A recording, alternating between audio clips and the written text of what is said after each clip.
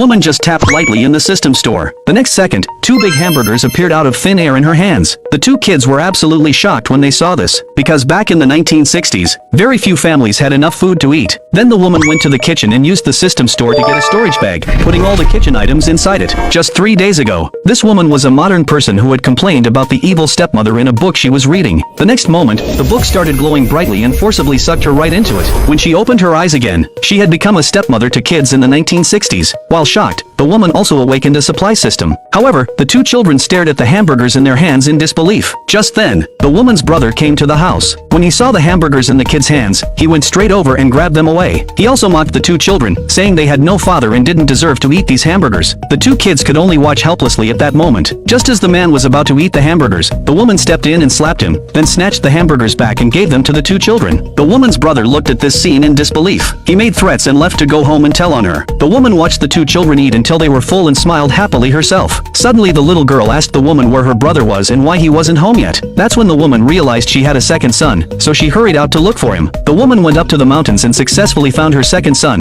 who was digging for wild vegetables. Just then, the woman reached out and got a knife from the system. This scene scared her second son badly. At that moment, a wild boar came charging at high speed from the distance. At this critical moment, the woman took down the wild boar with one strike. Then the woman carried the wild boar on her back and took the child home. In the end, the family lived happily together. If you had this kind of system in the 1960s, what would you use it for?